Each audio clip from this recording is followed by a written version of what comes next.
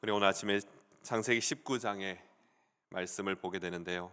이 19장의 오늘 본문의 부분은 아마 성경에서 가장 무거운 장면 중에 하나라 볼 수 있습니다.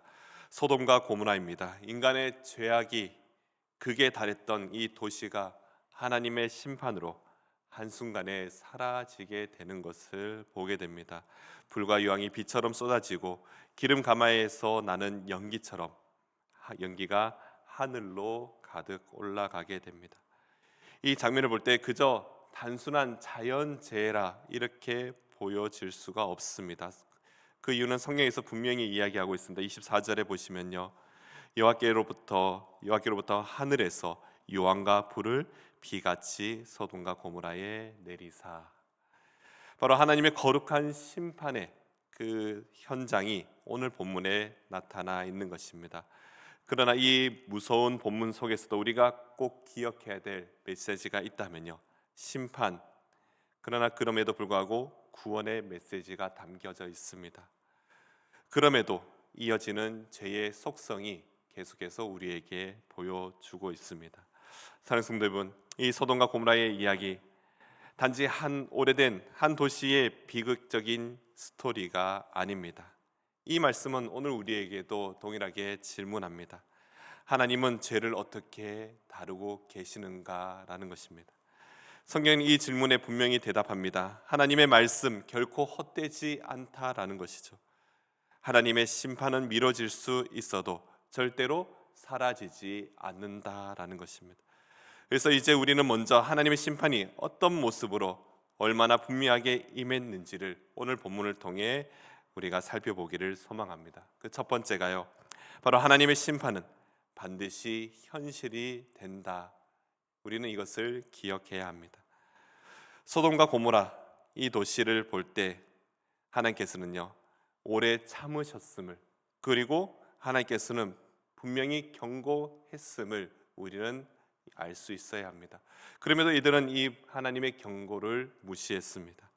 음란과 폭력, 나그네를 학대함과 교만함과 무관심함, 이 모든 온갖 그 죄악의 모습이 이 도시를 가득 채웠던 것입니다.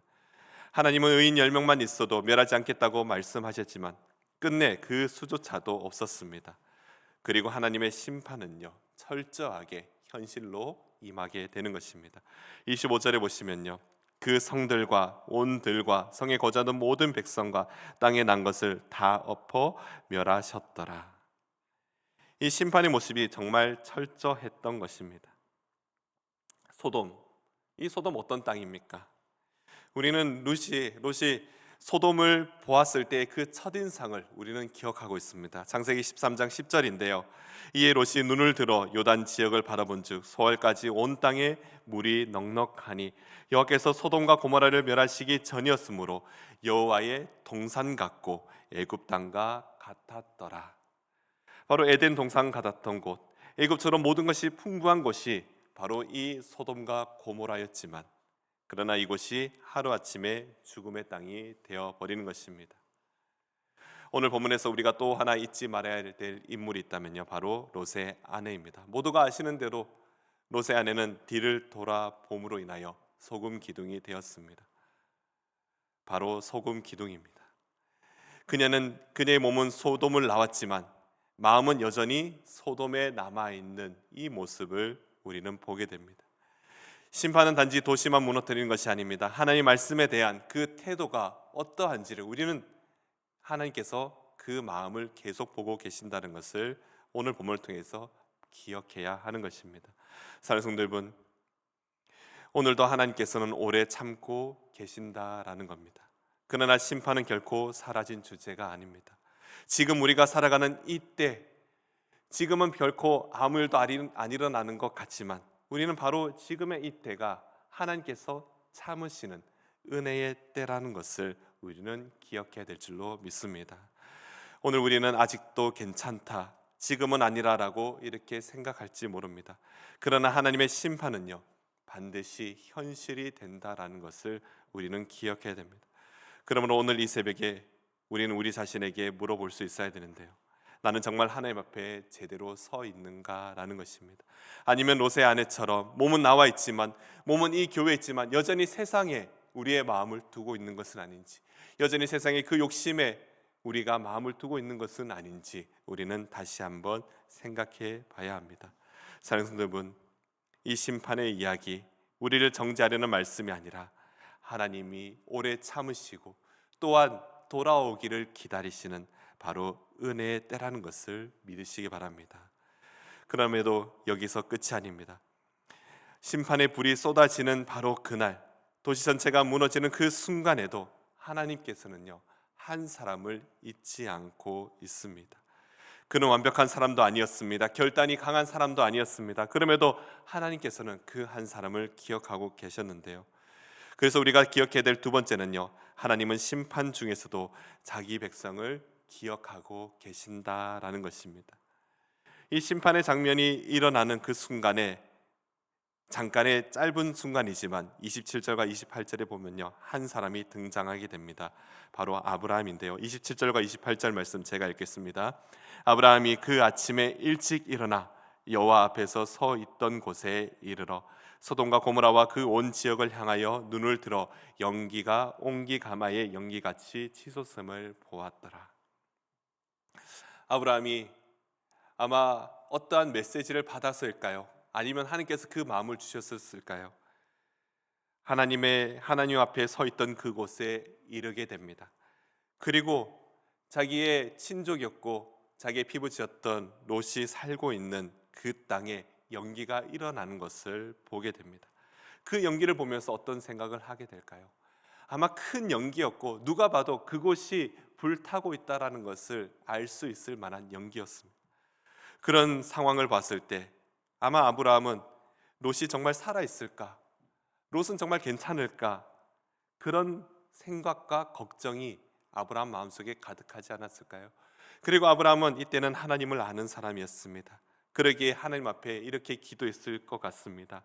하나님, 저 불타는 소돔에 나의 사랑하는 피부치, 나의 가족이었던 롯이 그곳에 살고 있습니다. 하나님, 그들을 지켜주시옵소서. 이런 기도를 하지 않았을까요? 그때 성경은 이렇게 말합니다. 29절이 중요한데요. 29절 말씀 다 같이 한번 읽어보도록 하겠습니다. 하나님이 그 지역의 성을 멸하실 때에, 곧 롯이 거주하는 성을 엎으실 때에 하나님이 아브라함을 생각하사 롯을 그 엎으시는 중에서 내보내셨더라. 아멘. 우리가 여기서 중요하게 생각해야 될 부분 바로 여기입니다. 하나님이 아브라함을 기억하사. 롯이 의로서가 아니었습니다. 롯의 선택이 옳았기 때문도 아니었습니다. 바로 아브라함의 중보가 있었습니다. 또한 하나님의 언약이 여기에 담겨 있는 것입니다. 바로 이것입니다. 구원은 인간의 공로가 아니라 바로 하나님의 기억하심과 은혜인 줄로 믿습니다. 사랑하는 성도님, 우리가 붙들어야 될 소망 바로 여기에 있습니다. 우리의 자녀, 우리의 가족들, 우리 주변에도 연약한 영혼들이 있습니다. 하나님은 바로 이들을 향한 우리의 기도를 기다리고 계시는 겁니다. 그러기에 우리는 이 시간에 그들을 위해서 반드시 기도해야 될 줄로 믿습니다. 오늘 시간에 기도하실 때 오늘 우리 가족을 위해 또한 자녀를 위한 이 시간에 하나님께 드려지는 이 기도 하나님께서 반드시 들으시고 응답하실 줄로 믿습니다. 롯은 소돔을 떠났습니다. 그렇게 다시 회복의 길로 돌아가면 좋겠지만 롯의 이야기가, 롯의 스토리가 여기에서 멈춰지지 않습니다. 하나님이 롯을 건져내셨고 그렇게 해서 그의 삶이 올바르게 바뀌었으면, 온전히 변했으면 얼마나 좋았을까요? 구원을 받았습니다. 그럼에도 이 문제가 여기서 끝난 것이 아닙니다. 롯은 구원받았지만 삶의 방향과 그 가정의 믿음이 아직 회복되지 못한 것입니다. 성경은 우리에게 매우 솔직하게 보여줍니다. 구원은 한순간이지만 변화의 과정은요 평생이라는 것을 우리에게 가르쳐줍니다. 이를 신학에서는요 성화라 이렇게 말합니다. 오늘 본문은 구원받은 이후에도 계속해서 싸워야 될 그 하나의 현실, 또 다른 현실인 바로 죄의 흔적을 어떻게 이어져 나가는지를 우리에게 보여줍니다. 그래서 우리가 세 번째 기억해야 될 것은요, 죄의 도시는 무너져도 죄의 본성은 쉽게 사라지지 않는다. 우리는 이것을 기억해야 합니다. 롯은 소알로 가라는 하나님의 말씀에 소알로 갔습니다. 그러나 그곳에서 아마 자기가 거주했던 소돔과 고모라가 멸망하는 것을 봤을 때 얼마나 두려웠을까요? 그 두려움에 오늘 본문에 보시면요, 소알에 거주하는 것조차도 두려워하였다라고 기록합니다. 그래서 두 딸과 함께 소알에서 나와 산에 올라가 거주하였다라고 기록하고 있습니다. 여기서 충격적인 사건이 벌어지게 됩니다. 함께 나왔던 두 딸이 아버지에게 술을 마시게 하고 그와 동침하여 후손들을 얻게 됩니다. 그 결과 큰 딸은 모압의 자손의 그 시작이었던 조상이 되며 작은 딸은 암몬 자손의 시작이었던 조상이 됩니다. 모압과 암몬, 모두가 잘 아시는 대로 이스라엘 백성을 괴롭혔던 대표적인 나라들입니다. 이 사건은 우리에게 중요한 사실을 보여줍니다. 죄악의 환경에서 나왔다고 해서 죄가 끝나는 것이 아닙니다. 소돔은 불탔지만 그곳에서 배운 죄악의 습성은 결코 사라지지 않는다라는 것입니다. 여기서 큰 잘못이 있다면요, 저는 롯이라고 생각합니다. 롯은 하나님께서 말씀하신 대로 소알에 거주해야만 했습니다. 우리가 앞에서 본문에서 보았듯이 하나님께서는 그 소알만큼은 내가 심판하지 않으리라, 그리로 가라라고 말씀하시는 그 말씀을 믿었어야 하는 것입니다. 그럼에도 롯은요, 온전히 하나님을 믿지 못했습니다. 아마 소돔과 고모라에 살 때도 하나님을 온전히 예배하거나 믿지 않았던 것 같습니다. 그 죄악의 습성이 이 롯의 생활 습관에도 남아 있었던 것입니다. 끝까지 믿음의 결단을 보이지 못했고 그 믿음의 결단을 보이지 못했던 아버지 롯의 모습을 그 딸들 또한 믿음의 생활 제대로 하지 못했겠죠. 그러자 하나님의 약속이 아닌 인간의 방법을 택하였던 것입니다. 사랑하는 여러분, 소돔은 불로 무너졌지만 그 소돔의 방식, 롯의 가정에 있었던 남아있던 그 죄악의 방식은 여전히 사라지지 않았습니다. 도시는 사라졌지만 그들의 죄악의 가치관은요, 사라지지 않았던 것입니다. 환경은 바뀌었지만 그들의 마음은 여전히 바뀌지 않았습니다. 이것이 바로 오늘 우리 창세기 19장에서 우리에게 보여주는 가장 무서운 경고입니다. 교회를 다닌다고 해서 우리가 그냥 거룩해지는 것은 아닙니다. 구원받았다고 해서 저절로 변화되는 것은 아닙니다. 우리가 믿는 것은요, 단 한순간의 결단이라 생각되지만 그러나 우리가 앞으로의 믿음의 생활은요, 앞으로 우리가 선택해야 될 삶의 방향이라는 것입니다. 사랑하는 여러분, 오늘 우리의 선택이 우리의 자녀의 내일이 될 줄로 믿습니다. 또한 우리의 믿음의 신앙이 다음 세대의 그 신앙의 기준이 될 줄로 믿습니다.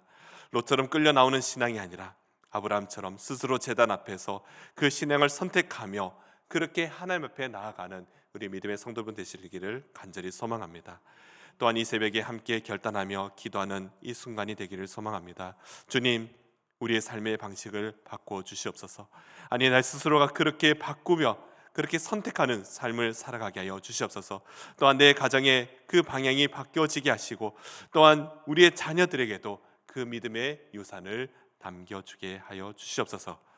우리의 연약함에도 불구하고 우리를 기억하시며 붙드시는 그 하나님의 은혜를 의지하는 예수 그리스도의 모든 성도분 되시기를 간절히 소망합니다. 기도하겠습니다. 하나님 아버지, 소돔과 고모라의 멸망 속에서도 의인을 기억하시고 구원하시는 그 주의 공의와 그 은혜를 감사드립니다. 우리가 세상 가운데 살아가면서도 세상의 가치관에 물들지 않게 하시고 롯의 아내처럼 뒤돌아보는 그 마음을 버리게 하여 주시옵소서. 또한 아브라함처럼 가족과 이웃을 위해 기도하며 중보하는 그 삶을 살아가게 하시고 다음 세대에게 믿음의 유산을 남기는 그 믿음의 부모 세대가 되게 하여 주시옵소서. 우리의 연약함에도 불구하고 우리를 기억하시고 붙드시는 그 하나님의 은혜를 우리가 날마다 의지하게 하시며 오늘 하루도 심판이 아닌 그 은혜의 길을 선택하며 나아가는 믿음의 성도들이 다 되게 하여 주시옵소서. 감사드리며 예수 그리스도의 이름으로 기도드립니다. 아멘.